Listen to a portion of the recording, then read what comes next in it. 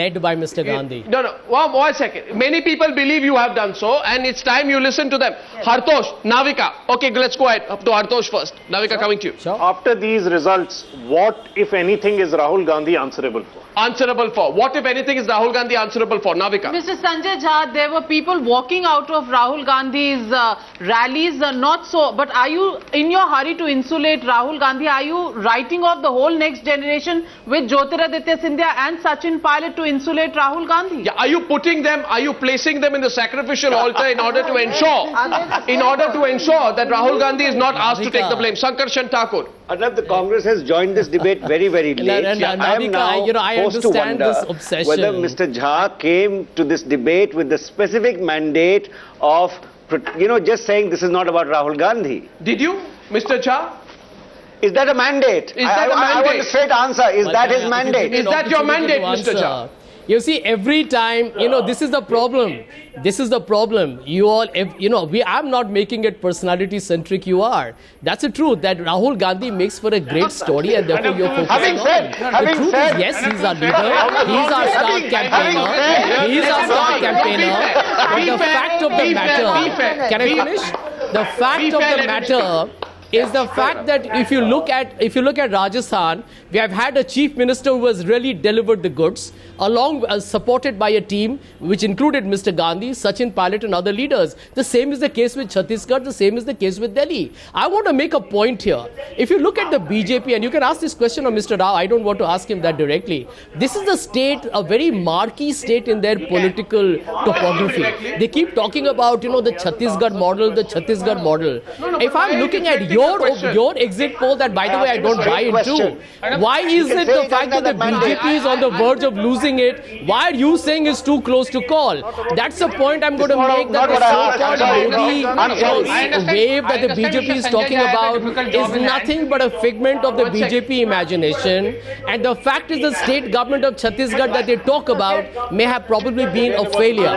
So let us wait till Sunday and we will get to know what the results are. I'm going to be there on the 8th anyway, and we'll all talk about it. Is the Congress party trying to distance? Is the Congress party trying to distance the Gandhi family from these assembly elections? Because in every election, you say they are responsible for every victory, and for defeat you make somebody locally responsible. But if the media wants to see this election, Mr. Rao, sort of a referendum on Mr. Modi's leadership, and I think he has campaigned extensively, then it has to be seen as Modi versus Rahul fight. Mr. Gandhi has been a campaigner in 2 general elections. Why are you forgetting Rahul that? has nothing to lose. No, 1 minute, Mr. Rao. Mr. Rahul Gandhi has been one of our principal star campaigners in 2 general elections of 2004 and 2009 that we have won. Why are you forgetting that? There's a very senior BJP leader who comes and says that Justice Ganguly should resign. Yesterday, another senior BJP leader says Justice Ganguly should not resign. 2 hours back, there's another BJP leader here in the studio who says if the BJP does well, we have to look at the fact that they have a decentralized leadership. If they do badly, the decentralized leadership, lots of local satraps, they all contribute. Now there's a BJP leader sitting with me in the studio 5 meters away from me, whose name is GVL Narasimha Rao, who says it's a Modi versus Rahul contest. No, if you decide whether it's a Modi versus Rahul contest. The state leadership, let me make it very clear. You decide. I'm answering your question. You can't keep in a normal, in 2003, in 2008, it was entirely a localized election. There was no subtext of a national scenario. Please understand, you only need to spend 2 minutes to understand what I'm saying. Today, there is a subtext of national anti-congressism that is on the surface. And Sheila Dikshit is paying not for her own mistake, he is actually paying for the mistakes of 10 minutes to the break. Suresh, so there is a national subtext to it. Suresh Prabhu, do you agree with that? There's a national subtext to this election. We all say it's a semi-final. Of course it is. But in a country which is not based on bipolar politics, where the BJP and Congress are in direct contest, maybe in 6 or 7 states, how do you say it's a national contest? Maybe it's a sub-regional kind of contest. State issues do matter. They matter greatly. Suresh Prabhu, is this a Modi Rahul battle? Very clearly, is this a Modi Rahul battle? See, it's a very clearly, unfortunately, this election has happened at a time when India was passing through the worst crisis. the prices were rising, corruption was rising, the employment was going down, the economy was crumbling. International standing of India, where it was at a high level, had fallen to the lowest possible level.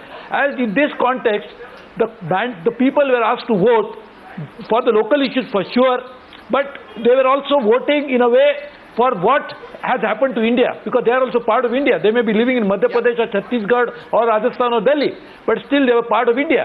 So therefore, you cannot say that they did not vote for a national issue. They did vote. At the same time, if they were asked to vote again in 2014 for the parliament election, they will definitely vote with a bigger to vote Congress out, because their anger is against what has happened in India in last 3-4 years. So therefore, it should not be wrong to conclude that the parliament elections will give more seats to BJP and vote against the Congress in a more profound way than this election. So therefore, it is absolutely right to say that the election was also a national issue. issues for the Arnab Party. I will answer that question. I will answer that question. This is what he said. No. I have made this clear. They're voting in a certain context. So then why is the BJP sweeping in Delhi? Why is the Aam Aadmi Party capturing that vote? There are two kinds of anti-Congress waves operating in Delhi. There is an anti-Sheila Dikshit. We all live in Delhi. We know there has been... There is an anti-Sheila vote. And two recipients of it. Two different recipients. Anti-Congress wave has been driven down by the I'm telling you, Mr. One wave is being received by BJP, the other wave is getting received by we are getting responses from here. No, let me add just one sentence. One sentence. You need a leader to drive the Congress down. I think Kejriwal has done to a reasonably large extent in Delhi. Modi will be the demolition man for the Congress nationally. Kejriwal can do it in Delhi. Modi could do it on a national platform. Gentlemen, 1 minute. Don't come in. Aarti wants. No, it won't. Aarti, can I please? He will be the leader himself. Don't get so involved in the debate that you don't let me decide the flow of the debate. All I'm saying is, I find it extremely interesting, fascinating, that today in Delhi the BJP has outsourced the leadership of the anti-Congress flank to Arvind Kejriwal. No, don't interrupt me. That's what you said. And you say there are two kinds of anti-Congress waves, and one is the Aam Aadmi Party wave, one is the BJP wave, and like Kejriwal has demolished the Congress or is about to demolish the Congress in Delhi, so will Modi do it in the rest of the country. Now I think that is the most flattering comment I've ever heard from any BJP leader towards Arvind Kejriwal. Comments, Vinod Mehta and Sankarshan Thakur. Will you allow me to add a sentence? No, I won't, because you've taken most of the time. Vinod Mehta. It's very insulting to Mr. Narendra Modi. I thought he was the one-man demolition team. Arnab, I said there are two. He was the one man. He didn't need any help from anybody. He was going to do it all by himself. That's why they made a cult out of him. Okay, yes. So Sankarshan Thakur, you were saying something on it, please. I am saying that the BJP is behaving with Mr. Modi the same way that the Congress is behaving with Mr. Rahul Gandhi and Sonia Gandhi. No, that is exactly what you're doing. You are giving, you're pinning all credit for victories on Narendra Modi, and when it comes to defeat, you're saying, oh, there are local leaders and local factors and this and that, the other, the same thing. Meghnad Desai and Hartosh Singh. I think two things are clear. Congress is not going to win in 2014. Yes. BJP may, but it has to work much harder than it has done so far. No, but Hartosh, on his comment, on his faith in on Kejriwal. Well, exactly. What this is showing is that wherever there's an alternative to the BJP and the Congress, the votes are going in that direction, and that is where the rest of the country, that's the battle that is going to be fought, as Pawan Verma has been saying. That doesn't speak very well for the BJP, if that is the argument that's going to be given. BJP is clearly nervous about the rise of Arvind Kejriwal. It is not at all. We are winning. Clearly Why should we be nervous? And they don't know how to deal with this. demolition job for us. They don't know how to deal with this, and they're saying that Kejriwal is doing the demolition job for them. Navika, have you, since you've been covering this, have you ever heard the BJP say something to the effect that Mr. Arvind Kejriwal, thank you very much, you are doing the demolition job for us? I thought the day that Narendra Modi landed in Delhi, He was the one man and he addressed that rally in Pitampura or somewhere, right? Everybody said, everybody in the BJP said, he is the one-man demolition job against Sheila Dikshit. He will do it. There's no need for any Kejriwal. There are two waves, I told you. Arnab. You are not understanding. There are two anti-Congress waves. Only the local wave, Aam Aadmi Party can possibly. How many anti-Congress waves are there in India?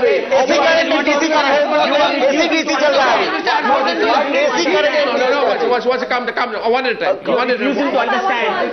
Yashwant Deshmukh, before you come in. Whichever way you look at. Discussing on something really important, I will just try to give you two numbers which is important for you. Number one, by the time we are speaking, there are still some booths where the polling is going on. Yeah, Please hold on.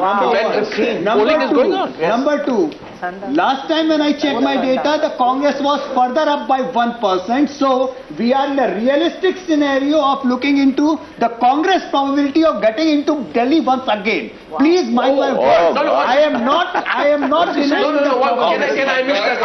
One second. Gentlemen, don't speak over each other. I am not denying the probability of Congress getting another chance in Delhi Assembly election. Number one. No, Number two. on what basis? Please. Yashwant Deshmukh, one second. This is very interesting. Can I just get a conversation here? Yes, please. Can I just request everyone's attention to what he's saying? Mr. Yashwant Deshmukh, I'm now going to pull out the numbers. Yes, right? please pull out the numbers. And by the way, we are asking this question here on Times Now, is there a Modi wave?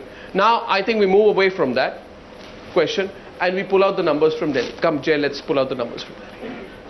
We say, and your numbers, not mine. Yes, absolutely my numbers. I say your numbers. Yes. Right? Absolutely my your numbers as of 6 p.m. Yes. Not mine. Yes. Right? Yes. Your numbers as of 6 p.m. Let the polls show. The poll of poll numbers is showing fine. This is not just your number. This is the poll of polls number.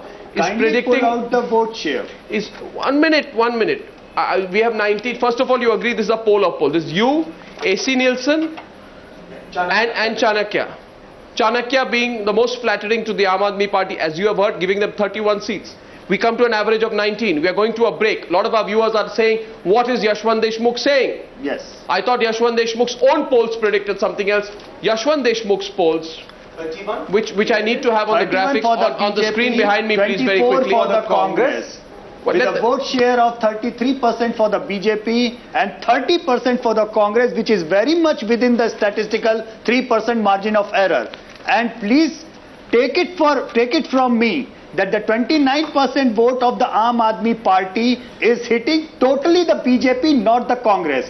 Because the votes which Aam Aadmi Party is getting from the Congress are the anti-incumbency vote, which would have gone to the BJP if the Aam Aadmi Party would not have been there. And let me add one more stat to you. Once again. In this exit poll, everywhere in every state, we also ask the same voter, if there was a Lok Sabha election right now, which party you would have voted for. In Delhi, that stat stands at 46% for the BJP and 9% for Aam Aadmi Party. That means 20% of out of the 29% of Aam Aadmi supporters who have voted for Aam Aadmi Party in Delhi today said they will vote for the BJP if it was a Lok Sabha election right here, right now. One question before I go into the break. Mr. Narasimha, you're not getting Delhi by I didn't hear what you said. Request you not to speak out of turn because it's very important to understand this. Yes. One question I have for you. Tell me the vote share for the Congress party. Congress party is getting 30% votes 30%. In Delhi as of now. 30. One second. BJP? 33%. Aam Aadmi Party? 29%. And you're saying that your number of 24 can change and the Congress can be the highest, single largest party? It is possible. We're going to take a break. We're going to take a break. We're going to take a break because I want to understand how these numbers can fluctuate so violently.